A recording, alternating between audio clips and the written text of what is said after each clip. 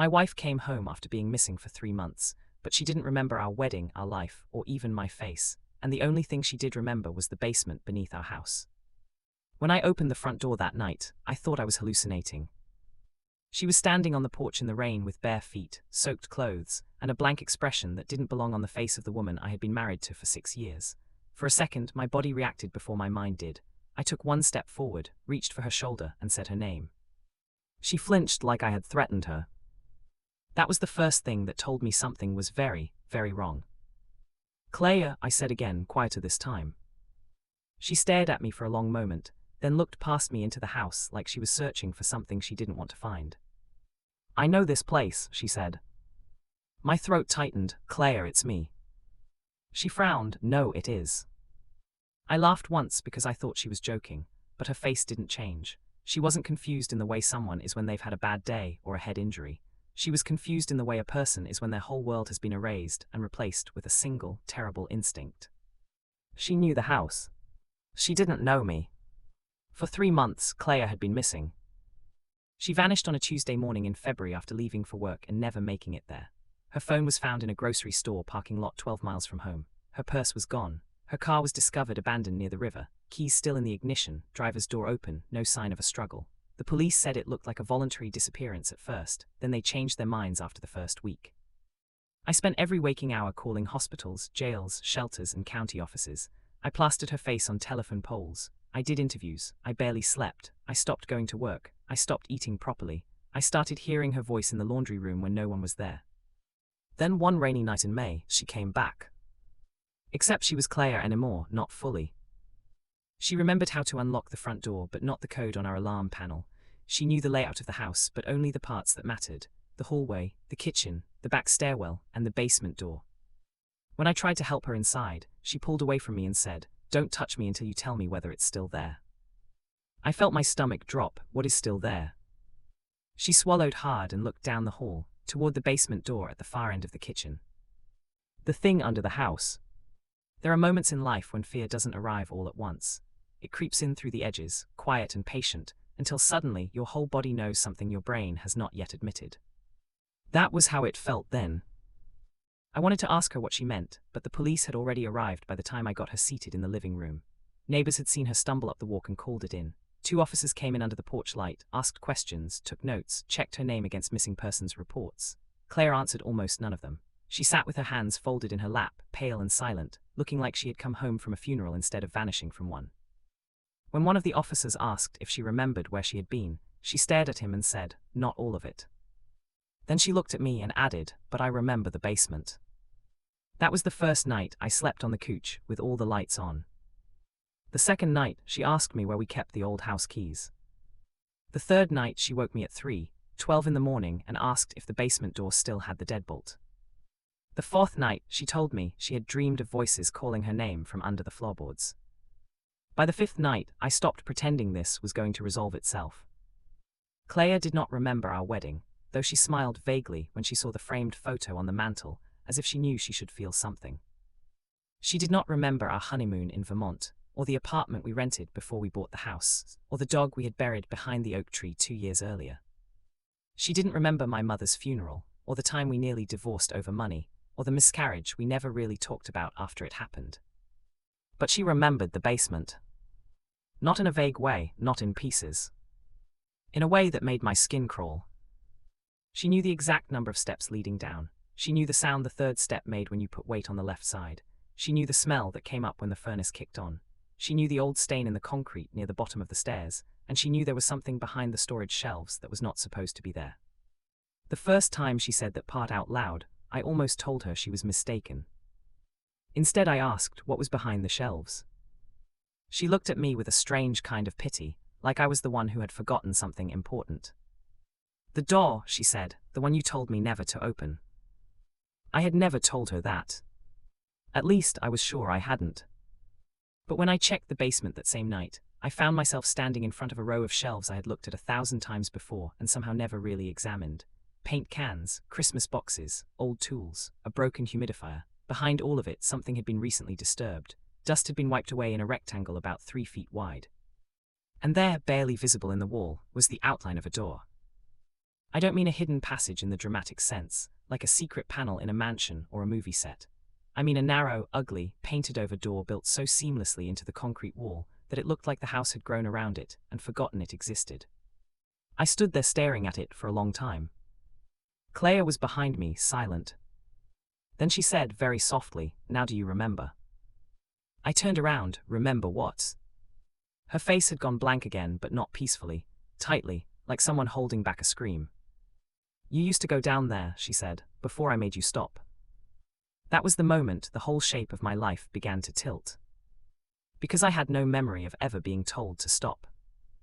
And I had no memory of ever going down there at all. I stood in front of that hidden door for so long that Clea eventually reached past me and put her hand on my arm.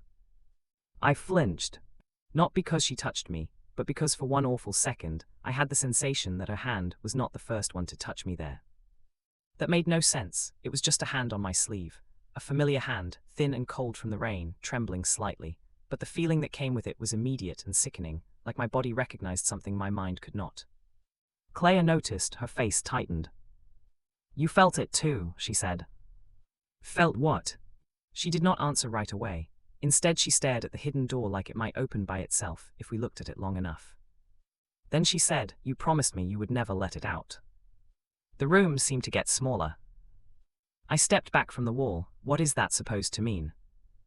Clea rubbed her temples and shut her eyes for a moment, like she was trying to force a memory into place. When she opened them again, they were wet. "I don't know exactly," she said. "That's the problem. I know enough to be scared, but not enough to explain it." I wanted to demand more, but a louder part of me kept whispering that if I pushed too hard, I was going to hear something I could never unhear. Instead, I asked, why would I have hidden a door in our basement? She gave me a strange, helpless look. "Because you were afraid of what was on the other side." There are certain sentences that change the air in a room forever. That was one of them. I laughed, but it came out wrong. "That's ridiculous." "Is it?" she asked. I didn't answer because I already knew the answer wasn't as simple as I wanted it to be. That door had not been there when we bought the house, or at least I had no memory of it. The basement had always been unfinished, damp, crowded with boxes and old furniture. The previous owner had mentioned nothing unusual except a tendency for the furnace to make noise in winter. We had inspected the place, signed the papers, moved in, and lived here for 6 years without incident. At least that was what I believed. But standing there with Clea, looking at the faint seam in the concrete wall, I realized there were too many things in my life that felt polished over, too many edges that had been smoothed down until they no longer looked like edges at all.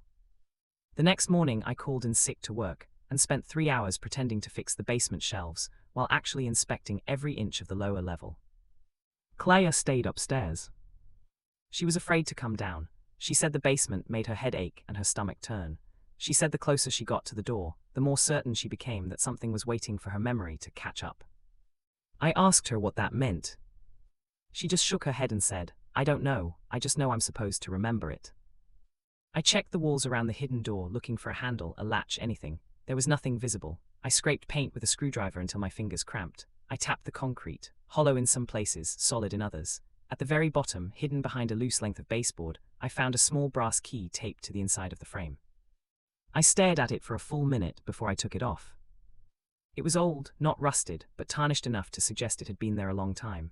The shape was unusual, not a standard house key. Clea was at the top of the stairs when I held it up. Her face changed immediately. "That's the one," she whispered. "The one what?" She backed away. "That's the key you used to keep in your desk." "Clea, answer me." She swallowed. "You told me if I ever found it, I was to give it back to you and never ask where it went." That was the first time I felt a real spike of anger, because suddenly it was not just fear, it was humiliation. She was telling me things about my own house, my own life, as though I were a guest in it, as though I had left some part of myself behind, and she was the only one who knew where it was buried. So I opened the door. The key fit too smoothly. That should have scared me more than it did. The lock clicked with a soft, dry sound, and when I pulled, the hidden door opened inward on hinges I had not heard in years. The air that came out was cold enough to sting my face. Behind the door was not another room exactly, but a corridor, narrow, brick-lined, old enough to belong to a different house entirely. It sloped slightly downward and disappeared into darkness. There was a bare bulb hanging from a cord near the top, but when I flipped the switch beside the door, nothing happened. Clea made a sound behind me, small, frightened. I turned and saw that she had gone white as paper. "What?" I asked. She pointed into the corridor. "There," she said, "that's where it starts." I looked where she was pointing, but at first I saw nothing. Then I saw the scratches. They ran down one side of the brick wall in uneven vertical lines, too high to have been made by an animal. They looked like someone had dragged fingernails over stone again and again and again. I felt my mouth go dry. There was also something else down there. A smell. Not mold, not rot. Something more intimate than that, like old fabric kept in a sealed drawer too long, like skin after a fever, like a room where someone had been breathing in the dark for years. I took one step into the corridor, and Clea grabbed my wrist with surprising force. "No," she said. I looked back at her. She was shaking now. "I have to see," I said. She stared at me, and for a brief second, her expression changed into something I had never seen on her face before. Recognition. Not of me. Of the place. Then she whispered, "You already did." And before I could ask what she meant, something moved in the darkness ahead of us. Not quickly. Just enough. A shift in the dark where no shift should have been. I froze. Clea let go of my wrist. And from somewhere down that corridor, from deep under the house, a voice spoke in my mother's voice and said, "Don't make me come upstairs again." I stumbled backwards so fast I hit the opposite wall. The voice from the corridor did not belong to my mother. Not exactly. It sounded like her in the way a recording sounds like a person you knew once, the same cadence, the same calm, almost tired softness, but underneath it was something thin and wrong, like the voice was being pulled through a narrow pipe before it reached us. Clea made a strange sound beside me, halfway between a gasp and a sob. "I remember that," she whispered. I looked at her. "What do you remember?" She didn't answer. She had both hands pressed to the sides of her head now, eyes shut tight. "The stairs," she said, "the cold, you yelling at me." "Clea." "I can hear it," she said, and her voice was rising with panic now. "I can hear it again." The corridor behind the hidden door was still dark, but the air coming out of it seemed to move on its own, as if something down there had just exhaled. I shut the door so hard the frame rattled. For a moment, neither of us moved.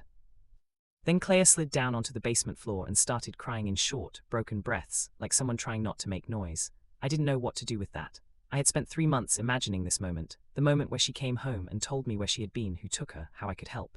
I had imagined anger, relief, joy, 1,000 things. I had not imagined fear, so complete it seemed to erase every other feeling in the room. I crouched in front of her. "You remember something, tell me." She wiped her face with her sleeve and looked up at me. "You're not going to like it. Try me." She stared at the hidden door, then back at me. "I think," she said slowly, "that I went down there before I disappeared. I waited for more." She swallowed. "I think you were already there." The room went quiet. A pipe somewhere in the wall gave off a little metallic tick. "What does that mean?" I asked. "I don't know," she said. "That's the problem. I don't know whether I'm remembering something real or something that was put there." "Put there by who?"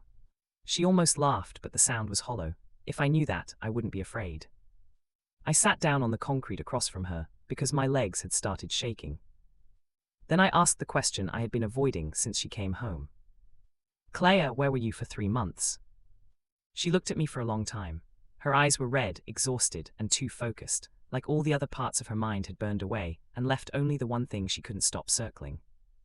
"I don't know where the first part was," she said. "I only know where the last part was." "And where was that?" She pointed toward the hidden door. "Under there." I went up to the kitchen and got a flashlight, then came back down with a kitchen knife, because carrying nothing felt worse than carrying a stupid little flashlight. My hands were shaking so badly I nearly dropped both. Clea did not try to stop me this time. When I unlocked the hidden door again, the corridor looked different somehow. Maybe it was just the angle of the flashlight. Maybe it was the way fear makes everything feel unfamiliar, but I could have sworn it was deeper than before. The brick walls seemed wet, the air was colder, and there was a low humming sound that I had not heard the first time. Clea stayed behind me, close enough that I could hear her breathing. We moved slowly. The corridor ended at a narrow set of stone steps leading down to a second door made of old wood swollen from moisture. There was no handle, just a metal ring and a rusted latch. I shined the light on the door and found something carved into it. At first I thought it was just scratches, but when I leaned closer I realized the marks formed letters, not words, initials. Some were almost worn away, but I could still make out enough to feel the blood drain from my face. M.A. That was my mother's initials. Clea let out a sharp breath behind me. You knew, she said. I didn't. Yes, you did, she said more urgently now. You knew, that's why I came back. I turned to her. What are you talking about? But her eyes had gone fixed and distant, like something inside her had started pulling on a thread I could not see. I didn't run, she said. I came back because you left something down here. My mouth had gone completely dry. What did I leave? Her lips trembled. I think, she said, it was me. I stared at her. The words did not make sense. Then she added, very quietly, or what was left of me. I would like to say I immediately rejected that, laughed it off, called her traumatized, called her confused, called myself insane, and ended the night there. But the truth is that when she said it, some part of me felt a grim, almost sick recognition. Because I had the sudden, impossible sensation that she was not telling me something new. She was reminding me of something I had already known once. I opened the second door. It stuck at first, then gave way with a sound like a wet sigh. Beyond it was a room no bigger than a pantry. The walls were concrete, the floor was concrete. There was a single dangling light bulb overhead, though it was off, and a metal table pushed against the far wall. On the table sat a box, old and water-stained, with my name written on it in my own handwriting. I didn't move. Clea whispered, you told me not to touch it. I took one step forward. The box was sealed with yellowing tape. My name was written on the lid in block letters, and underneath it, in smaller writing, were 6 words that made the back of my neck go cold. If she comes back, do not lie. I reached for the box with a hand that did not feel like mine. And before I touched it, the bulb overhead flickered once, then came on. The room lit in a harsh yellow flash. I saw that the concrete walls were covered in marks. Dozens of them. Scratches, tallies, dates, names. And in the far corner, half hidden in shadow, was a child's chair. It was facing the wall. Someone had been sitting in that room for a very long time. I stopped breathing for a second. The chair was too small to belong to an adult, but too solid and deliberate to be random. It was the kind of chair someone would bring into a room on purpose. A child's chair, old and wooden, the paint worn away from the arms by years of use. And it was facing the wall like it had been placed there for a reason. Clea made a sound behind me. Not a gasp, not a cry. A recognition. I turned and saw that she had gone even paler than before, her eyes fixed on the chair, as if she had seen a ghost no one else could see. Clea, I said quietly, what is this room? Her mouth opened, but nothing came out. Then, in a voice barely above a whisper, she said, this is where I was supposed to stay. The words hit me harder than I expected. Who told you that? She pointed at the box on the table. You did. I looked from her to the box and back again. That's impossible. She shook her head violently. I know it is, but I remember the words, not the reason. I remember you kneeling in front of me. I remember you saying not to be afraid if I heard my mother's voice, because sometimes the house used things it knew I trusted. The sentence crawled under my skin like something alive.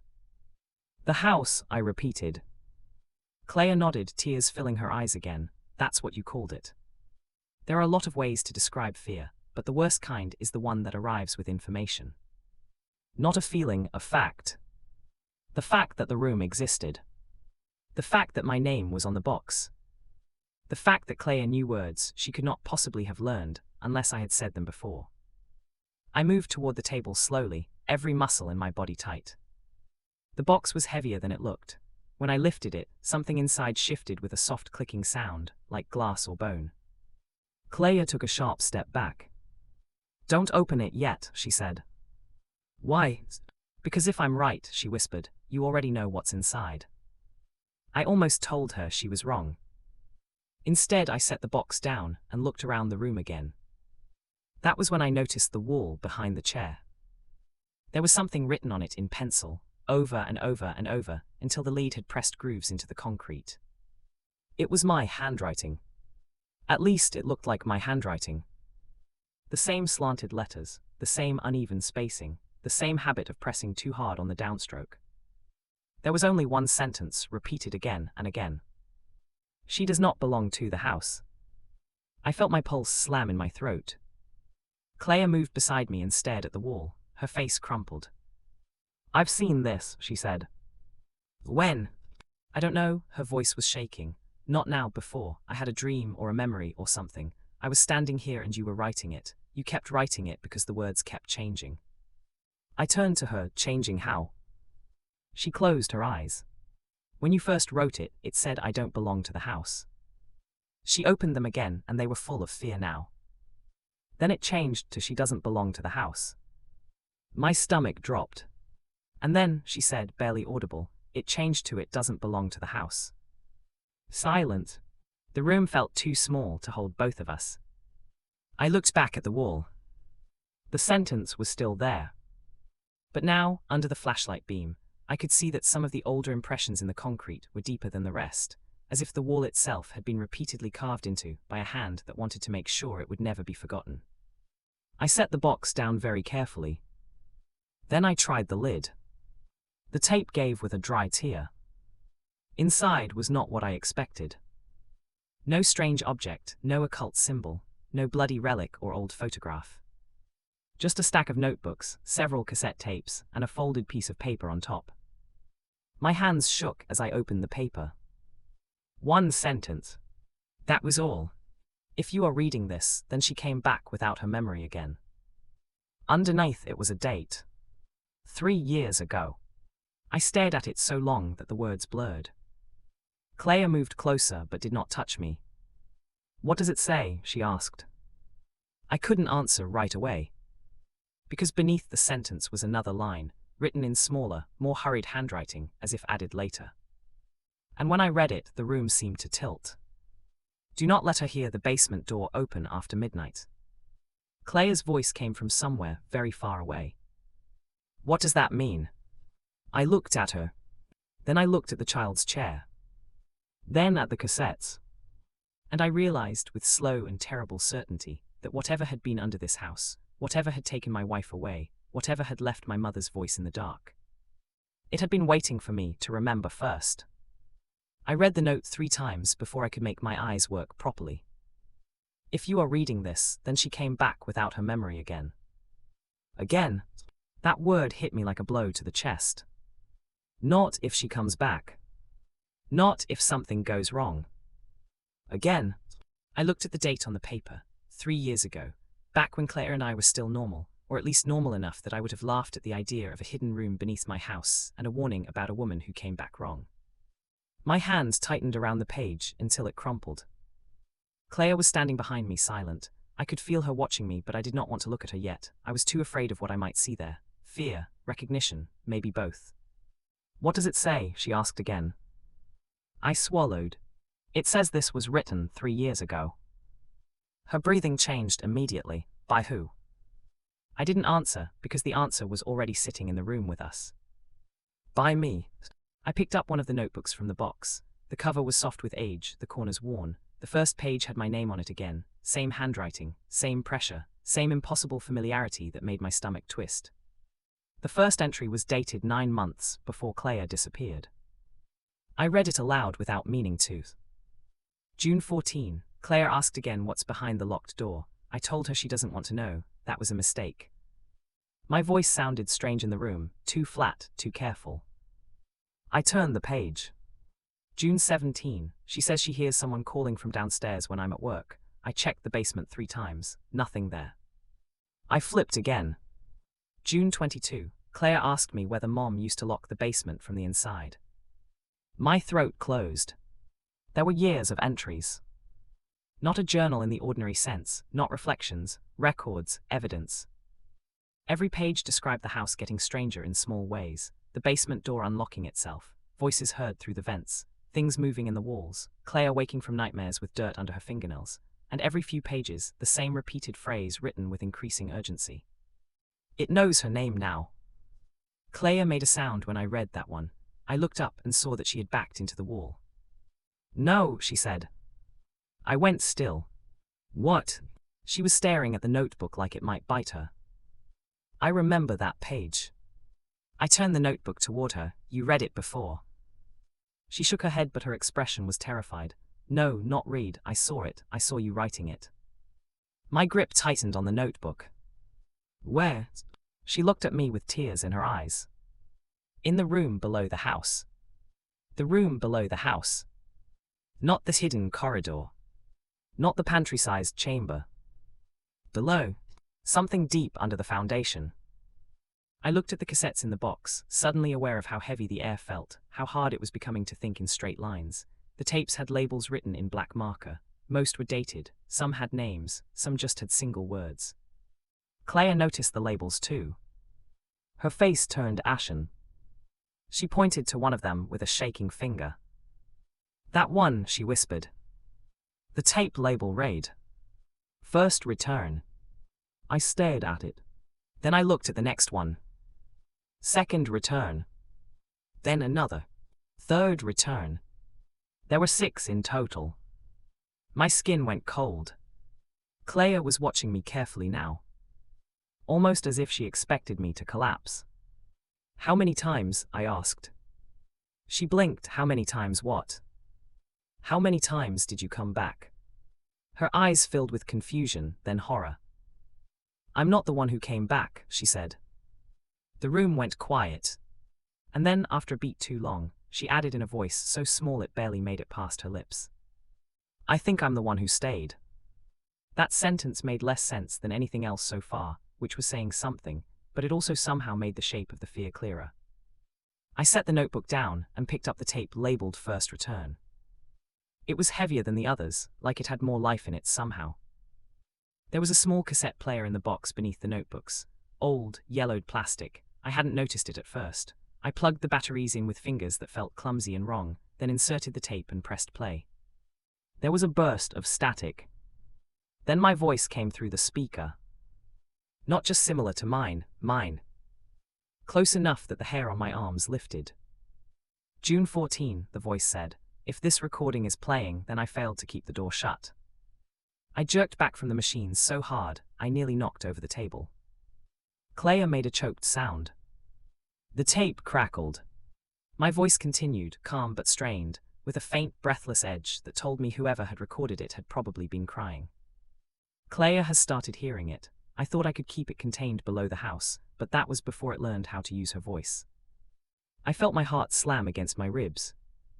The voice on the tape inhaled shakily and went on. If I don't remember everything by the time I finish this recording, then write this down. She is not missing. She is not dead. She is under the house, and whatever is speaking through her is getting better at pretending. Clea let out a sound like she had been punched. I turned slowly toward her.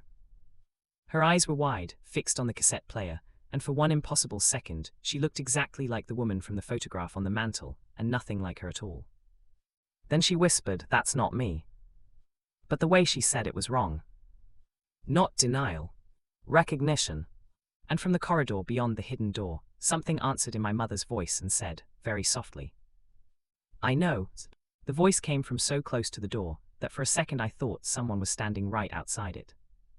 Not moving, not knocking. Just listening. Clea took one step back, then another, until she was pressed against the far wall. Her eyes never left the hidden door. "Don't answer it," she whispered. I didn't realize my hand was already reaching for the knob until she said that.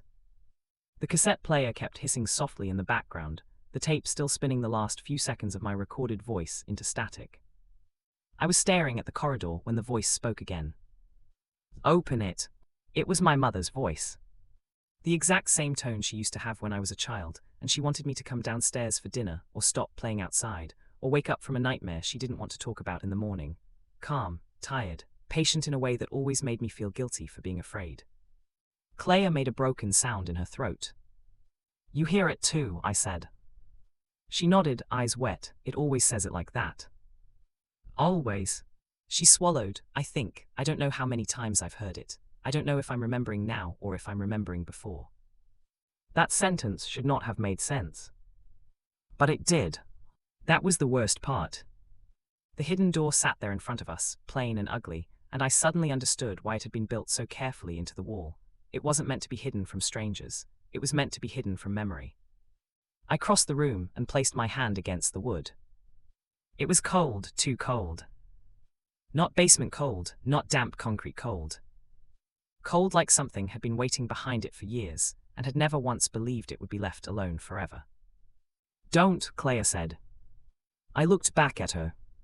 She had both hands over her mouth now, her whole body was shaking. "You know what happens if you open it," she whispered. "Then tell me." "I can't." "Why not?" Her face crumpled in frustration. "Because I think that's the part it took first." Before I could ask what she meant, the bulb over the hidden room flashed once and went out. The basement fell into blackness so complete that for one heartbeat I thought I had gone blind.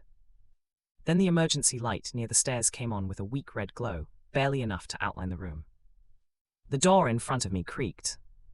Not opened. Shifted. A thin, slow movement from the other side, like something had leaned its weight against it, just enough to make itself known. Clea let out a strangled gasp. And then the voice from behind the door changed. It was still my mother's voice, but now there was another layer under it, something younger, something softer, something that made my stomach twist because I knew it before I understood why. It sounded like Clea. Not now. Not the woman standing behind me. Clea from years ago, Clea before she disappeared, Clea laughing in the kitchen, Clea asking where I kept the old receipts, Clea telling me she had dreamed of a basement door she had never seen. The voice said, "You told me it would only take one night." Clea collapsed to her knees. I turned fully toward her. "What did you do?"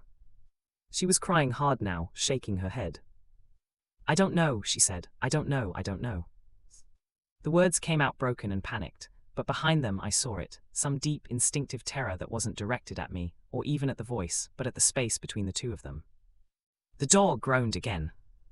Something pressed from the other side, not hard enough to break it, just enough to remind us that it was there. I backed away slowly. The cassette player on the table clicked, then started itself over without anyone touching it. My recorded voice crackled through the speaker again. "If Clea comes back and she doesn't remember the basement, do not trust the version that does." I stared at the machine. The tape continued. "If she remembers the house, it means it's already using her. If she remembers the door, it means it's already learned how to ask." Clea looked up at me in sudden horror. "The tapes," she whispered, "there were more." I turned toward the box. There was another cassette on top that I hadn't noticed before. It had slid loose from the stack and was sitting crooked against the side of the notebook. The label was different from the others. "No return." My hands were shaking so badly, I nearly dropped it into the player. The tape wound forward with a harsh mechanical whine. Then my voice came through again, but this time it sounded older, more exhausted, less like a recording and more like a confession spoken by someone too tired to keep lying. "If you are hearing this," the voice said, "then I was wrong." I felt my pulse in my throat. I thought I could keep her safe by keeping it fed. I thought the house wanted memory, and that memory was enough. I was wrong. Clea shook her head slowly, as if she already knew where this was going. The voice on the tape went on. "It doesn't want memory, it wants replacement." My mouth went dry. The tape hissed softly. "When it takes someone, it doesn't kill them right away. It keeps enough of them to use. It learns the shape of their voice, their habits, their fear, then it sends them back." My knees went weak. I looked at Clea. She was staring at the player with an expression so devastated that for a second I forgot to be afraid. Then the voice on the tape said the sentence that changed everything. "And if Clea has returned, then the thing in the basement is no longer pretending to be my wife." The speaker burst into static. The door behind us slammed open,